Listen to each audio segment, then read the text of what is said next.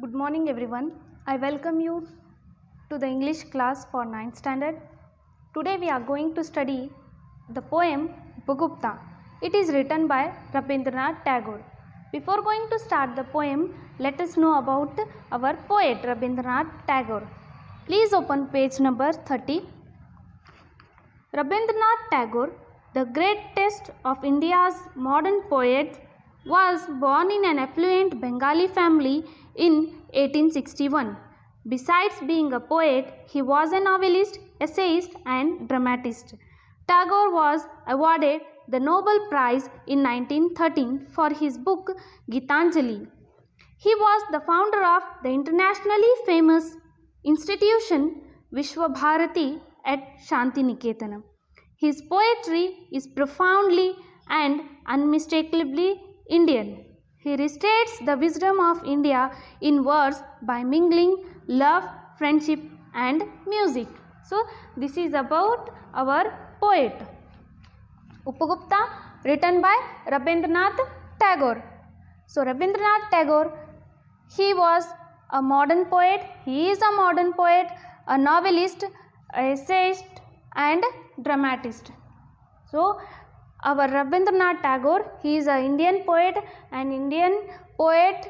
that too modern period. So, he belongs to modern period, he is a modern poet and he is a novelist.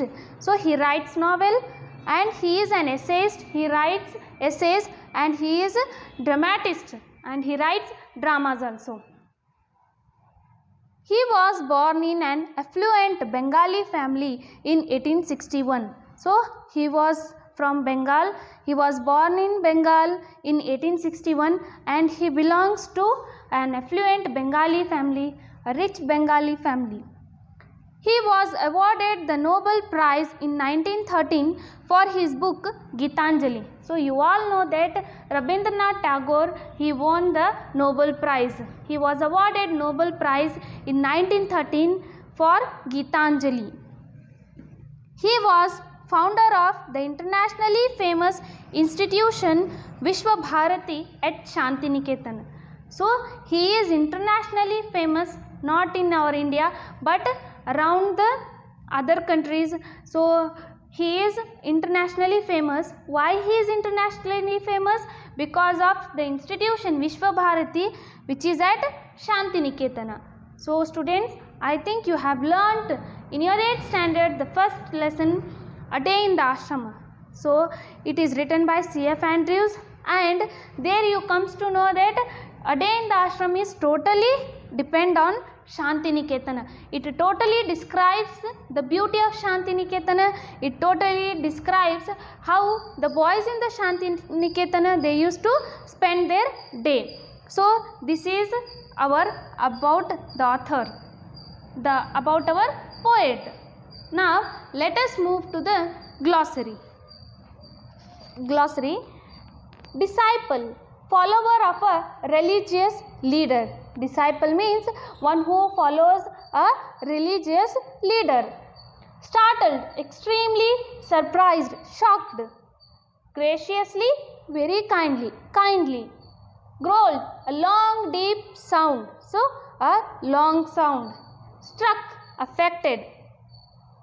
Contagion, the spreading of disease by contact. So, spreading of disease from one person to another person when they come in contact with someone. Smeared, applied. So, these are the glossary or meanings of new words. Now, let us start the poem. So, in this poem, they have given a introduction. So, what is that introduction? Let us see.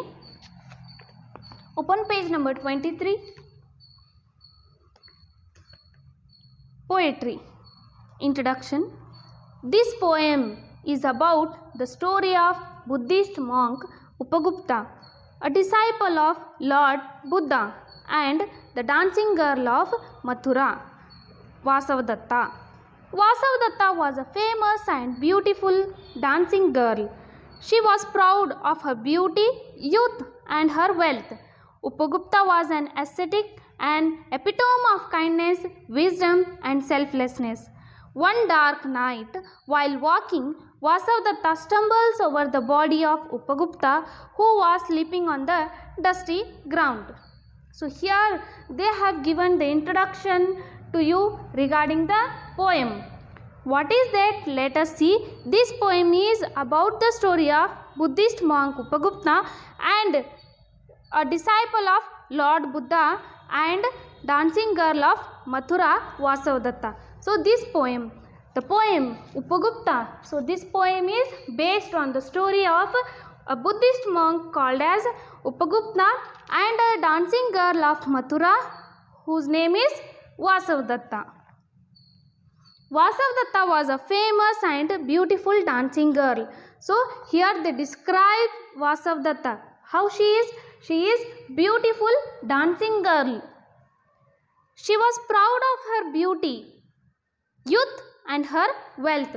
So she has a pride that she is beautiful, she is young and she has wealth. Upagupta was an ascetic and epitome of kindness, wisdom and selflessness. Whereas Upagupta is an monk, is an ascetic and he is an epitome of kindness. He is full of kindness, selflessness and wisdom. One dark night, while walking, Vasavadatta stumbles over the body of Upagupta. One dark night, so that Vasavadatta, while she was walking, she stumbles on that Upagupta, who was sleeping on the dusty ground. So Upagupta was sleeping on the dusty ground. Here in this poem, you will come to know that Upagupta and Vasavadatta both are different. So their style of living is different and even their thought is also different. How? Let us see in this poem. Here Vasavadatta, she is a dancing girl, whereas our Upagupta, he is a monk. Vasavadatta, she likes worldly things, whereas Upagupta, he likes simple things. Vasavadatta, she has a proud that she is beautiful, she is young and she has wealth. Whereas Upagupta, he don't have any kind of eagerness, any kind of ego, we can say, any kind of selfishness in him. He is very simple man.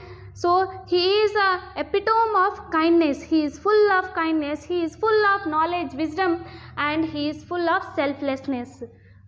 So this is how a story of monk and the dancing girl. So here the story starts with Vasavadatta while she was walking. At that time Upagupta, he was sleeping on the dusty ground, and while walking, suddenly what happens means Vasavadatta, she stumbles over Upagupta. Then after that what happens, that is all explained in this poem Upagupta. Let us start the poem. Rabindranath Tagore. Upagupta, the disciple of Buddha, lay asleep on the dust by the city wall of Mathura. Lamps were all out, doors were all shut, and stars were all hidden by the murky sky of August, whose feet were those tinkling with anklets, touching his breast of a sudden. He woke up startled, and the light from a woman's lamp struck his forgiving eyes. It was the dancing girl, starred with jewels, wearing a pale blue mantle, drunk with the wine of her youth. She lowered her lamp and saw the young face, austerely beautiful. "Forgive me, young ascetic," said the woman. "Graciously come to my house. The dusty earth is not fit bed for you." The young ascetic answered, "Woman, go on your way. When the time is ripe, I will come to you." Suddenly, the black night showed its teeth in a flash of lightning. The storm growled from the corner of the sky, and the woman trembled in fear of some unknown danger. As a year has not yet passed, it was evening of a day in April in spring season. The branches of wayside trees were full of blossom.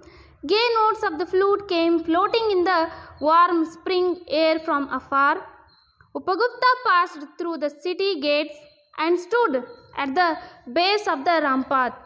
Was that a woman lying at his feet in the shadow of a mango grove? Struck with the black pestilence, her body spotted with sores of smallpox, she was hurriedly driven away from the town. To avoid her poisonous contagion, the ascetic sat by her side, took her head on his knees, and moistened her lips with water and smeared her body with sandal balm. "Who are you, merciful one?" asked the woman. The time at last has come to visit you, and I am here," replied the young ascetic. So here in this poem, very simple words are used, and words are very simple that even you can understand just by reading twice or thrice. So description is very beautiful in this poem. Let us start the poem. Upagupta, the disciple of Buddha, lay asleep on the dust by the city wall of Mathura. Lamps were all out, doors were all shut, and stars were all hidden by the murky sky of August. Upagupta, the disciple of Buddha, lay asleep on the dust by the city wall of Mathura. Lamps were all out, doors were all shut, and stars were all hidden by the murky sky of August. So, in the first stanza we can say here Upagupta is described. So, in this poem Upagupta, so how there was a atmosphere, so that is all described here. Upagupta, the disciple of Buddha, lay asleep on the dust by the city wall of Mathura. Here Upagupta is described. Who is Upagupta? He is a monk. He is a Buddhist monk. He is a disciple of Buddha. And what is Buddha disciple? What is the follower of Buddha is doing there? He is asleep on the dust by the city wall of Mathura. So, beside the city wall of Mathura, our Upagupta is sleeping. Lamps were all out, doors were all shut, and stars were all hidden by the murky sky of August. Now, Upagupta is sleeping beside that Mathura's wall, and then, so lamps were all out, so there is no light. Doors were all shut. Everyone closed their door and everyone is now ready to sleep. So everyone is sleeping there. Totally calmness is there. And stars were all hidden by the murky sky of August. And stars are all hidden because of the cloudy sky of August. Because of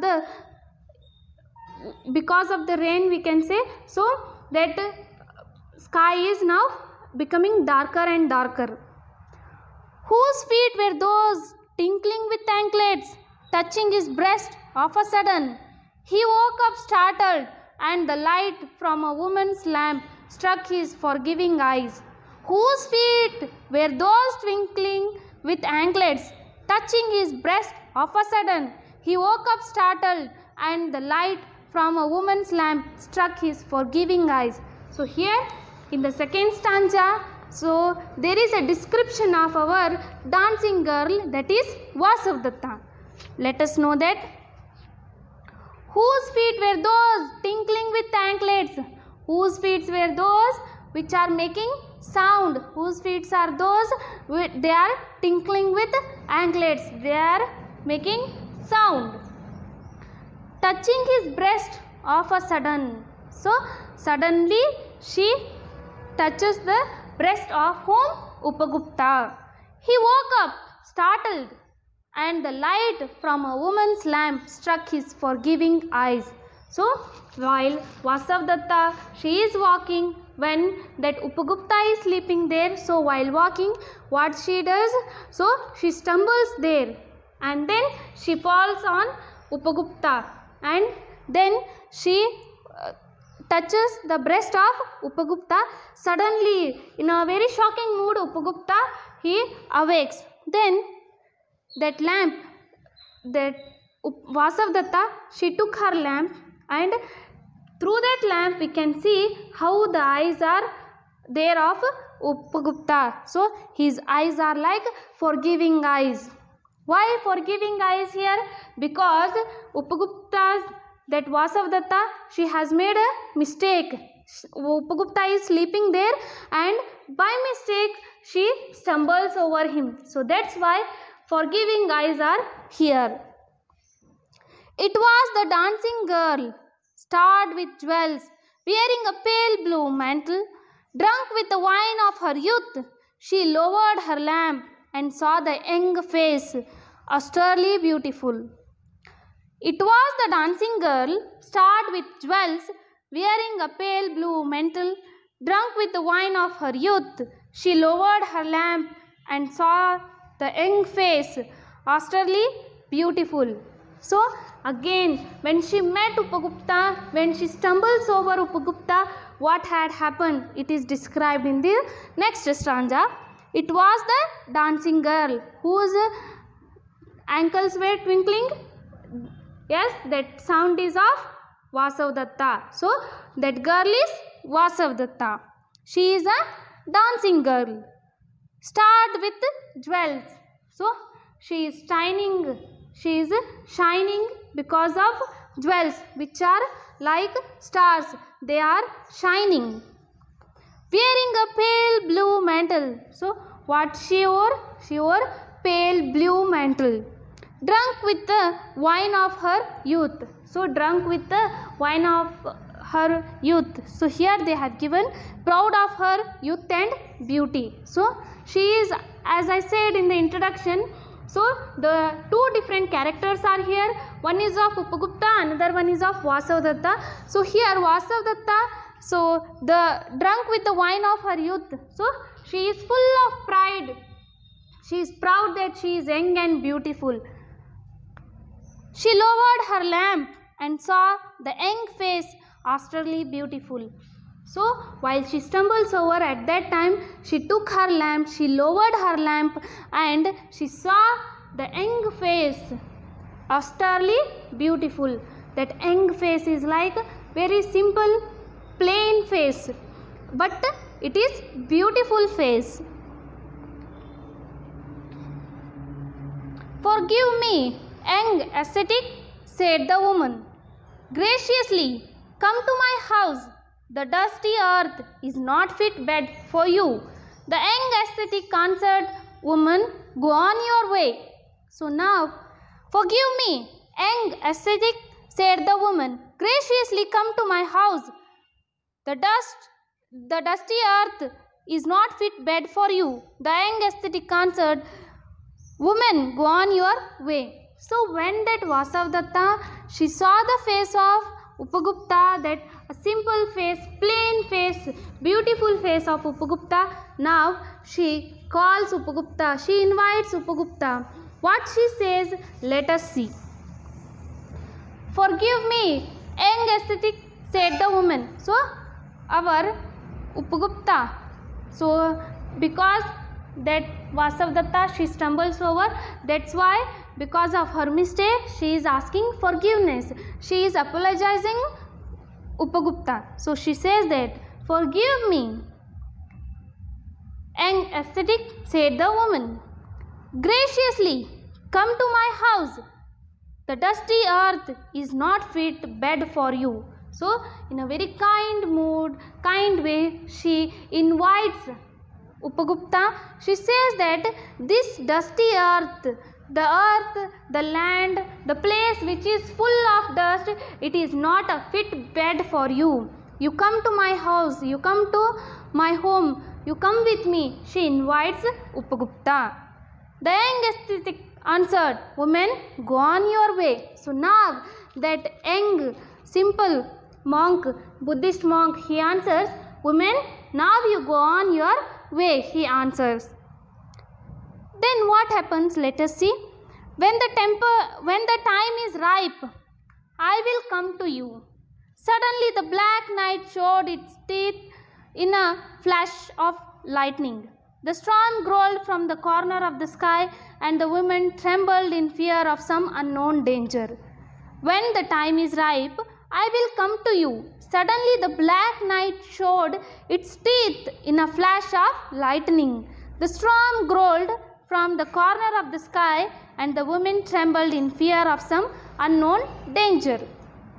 So here in the next stanza, there is an explanation of reply of Upagupta. What is his reply? He said that you go away. So then what he says to Vasavadatta, let us see. He says, when the time is ripe, I will come to you. See how beautifully Upagupta, being a monk, being a Buddhist monk, in his simple words, in his plain words, with full of wisdom, he answers, when the time is ripe, I will come to you. When there is a right time, at that time, I will come to you. I will meet you, I will come with you when there is a right time. But this time is not a right time. Suddenly, the black night showed its teeth in a flash of lightning. Suddenly, the conversation between Upagupta and Vasavadatta is going on. When Upagupta says to that girl, that dancing girl, go away, when the time is ripe and there is a right time, I will come and meet you. Then suddenly, so there is thundering, there is lightning. So suddenly the atmosphere, it is changed now, and the black night, it shows its teeth. So it means that now it is lightning. So there is some danger. The storm growled from the corner of the sky, and the women trembled in the fear of some unknown danger. The storm growled from the corner of the sky. So there is a huge sound, big sound, deep sound of the storm. So the wind, when there is a rain, so at that time you can hear that storm, you can hear that wind, you can hear that sound. So there is a sound, dangerous sound from the corner of the sky, and by hearing that sound, the women trembled in fear of some unknown danger. Then when she hears that sound, at that time she trembles, she is in a fear, what might be there. So this night is a dangerous night. So she says that it is an unknown danger. So here let us stop the poem. In our today's class, we have learnt that Upagupta is a poem written by Rabindranath Tagore, and he is the founder of Shantiniketan, and he won the Nobel Prize in 1913 for his book Gitanjali. And in this poem Upagupta, there is a story described about a Buddhist monk Upagupta and a dancing girl of Mathura, that is Vasavadatta. And in today's session we can learn that, we have learnt that, so Vasavadatta, she is a dancing girl, whereas Upagupta is a Buddhist monk. When Upagupta is asleep beside the Mathura wall at that time, so during night time, Vasavadatta, she is walking and she is coming near to Upagupta. So when she is coming near to Upagupta, there is a sound, tinkling sound of his anklets, and then she stumbles over Upagupta. Then so she brings her lamp lower, and she saw the face of Upagupta, which is very simple, which is very calm, which is very peaceful, which is very beautiful. And she says, she asked to Upagupta to come with her, to come to her house. So because she says that this dusty ground, this dusty earth, it is not a good bed for you, it is not a favorable bed for you, she says that. And then as a reply, our Buddhist monk Upagupta, he says that, no, when the right time will come, I will come with you, he says. So then suddenly there is a change in atmosphere. So suddenly something is going to happen, some danger is there. So when the night it shows its black teeth by flashing of the light. So when there is lightning, when there is storm, when there is a huge sound, at that time Vasavadatta, she thinks that there is some danger, so it is better to move from here, and she goes. Then next, what happens in the poem? Let us see in our next class. Thank you. Stay home, stay safe.